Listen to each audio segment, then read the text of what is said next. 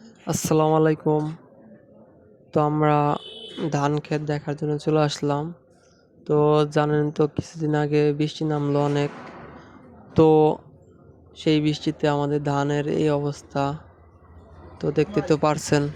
এটা হলো আমাদের বাড়ির পাশে একটা ক্ষেত। এটা হলো আমাদের বাড়ি। তার পিছনে হলো আমাদের ধান ক্ষেত। তো ধানের এরকম অবস্থা হয়েছে। এই কয়েকদিন ধরে যে বৃষ্টি নামলো সেই বৃষ্টিতে এরকম অবস্থা। ধান আমরা কাটতেও পারছি না, কারণ ধান পাকে না এখনো। তো আল্লাহ তাআলা যা দিয়ে খুশি আমরাও তাই নিয়েই খুশি, কারণ বৃষ্টি দিয়েছে আল্লাহ। এর জন্য আমাদের ধানের ক্ষতি হলেও আল্লাহ যা ভালো মনে করে তাই করে। কারণ এদিকে আমাদের ধানের ক্ষতি হয়েছে, অন্যদিকে আমাদের ঘাসের জমির জন্য উপকার হয়েছে। তো একদিক ক্ষতি হয়েছে আর একদিক আবার ভালো হয়েছে।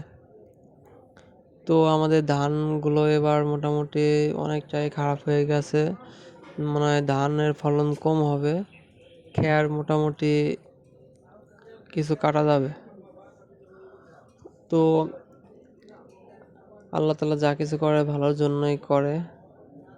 তো আমাদের ধান মোটামুটি কিছু পাকা তো শুরু কিছু হয়ে ধান গেছে। পেকে গেছে। এগুলো আমরা কেটে নিয়ে যাব।